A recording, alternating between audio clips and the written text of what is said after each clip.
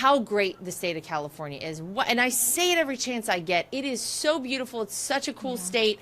It's just run so poorly. So I sat down with Sheriff Chad Bianco, who is actually right now the front runner. He's leading the pack in terms of, running for the governor out there in California. And he's leading, well-known Democrats as well. He's at like 13%, I think, right now. But somebody couldn't help himself. If you thought it couldn't get worse than Gavin Newsom, just wait, because Eric Swalwell, Danielle, has decided he's going to throw his hat in the ring. He's going to run for governor of California. I mean, my God, these poor people need a reprieve out there. I think that's why the conservative sheriff is polling as high as he is.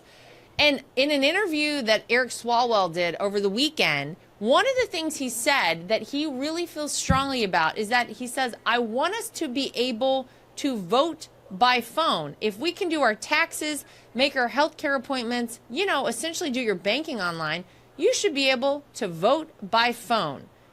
Okay, I'm so sorry. As the former RNC co-chair, this is the dumbest, worst idea I could ever possibly imagine. You know where we should be voting?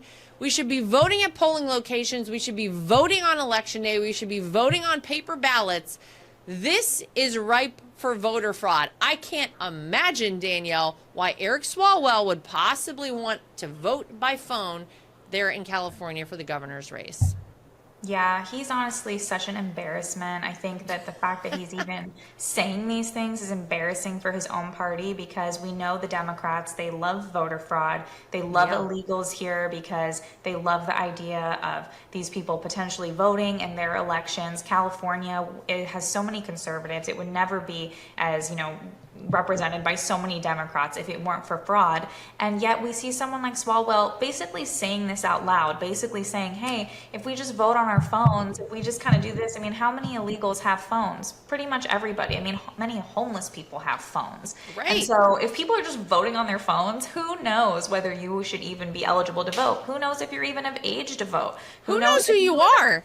How do you prove who you are?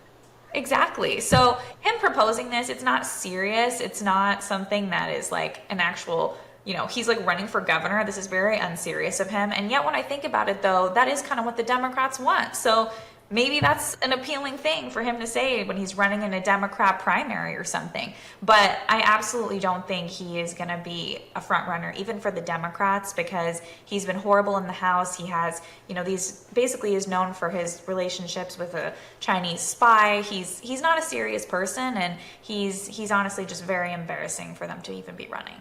Yeah, he also led the charge for the Russia collusion hoax and was out there front and center with Adam Schiff every chance he got to say that they had all of the material that would prove that Donald Trump colluded with Russia, which I guess maybe they got to Bill Maher about. I don't know. But this guy is absolutely terrible, and I hope Californians are smarter than that, although somebody elected him to their office. But, it's funny because, Mary, when I sat down with the sheriff out there, I asked him, I said, listen, Katie Porter, who's running for governor out here, was asked a very simple question, which is, how is it that you plan to reach out to the people here in California who voted for Donald Trump, of which there were many, Mary, that state is actually very red. We have the most registered Republicans in the state of California.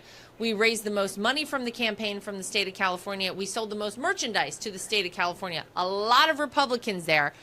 So how are you going to reach out to those Trump people and Republicans? And of course, she got herself into a whole heap of a mess over her response and just poo-pooed the idea that she even needed to deal with any of them. She doesn't need them. So I asked the sheriff, how are you going to reach out to people who voted for Biden or Kamala Harris or Gavin Newsom? And he basically said that he has people come up to him every single day who are either independents or lean left, and they say they're sick and tired of how their state has been run. They're sick and tired of all of the social justice nonsense, the things that don't matter, their streets not being safe, everything in terms of prices being sky high out there in California, and they want somebody to come in and take care of it. They want to feel safe and secure in California. They want to know that they have somebody who's actually going to do the job, who's going to bring people back. My God, they've lost congressional seats because people have left that state. So it's very interesting whenever you talk to him. He is reaching out across the aisle. He's doing the opposite of Katie Porter, and he wants to make sure that he is the governor for every single person out in the state. So I think it's fascinating he's in first place right now, Mary. Yeah, and you have to think to yourself, like, how scared the Democrats must be that they're bringing Eric Swalwell in to sub in for Katie Porter, because Katie Porter has done such a terrible job. Yeah. I mean, and it's everything it's all self-inflicted, everything that she's done, from like abusing her staffers to freaking out on the journalists because she's asking just like regular everyday questions that you should have to answer if you're running for governor of a state. And people are thinking, okay, this is really wild. You know who we need to bring in here? Eric Swalwell to save the day. I mean, like, that's how bad of a state it is there. When you travel to California, like you said earlier, it's so beautiful.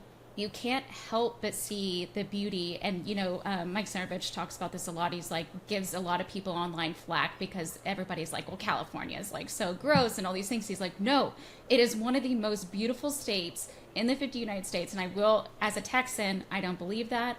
I am always going to be pro-Texas, and this is the most beautiful state, so I won't hear any of that. However, traveling to California, you can see it.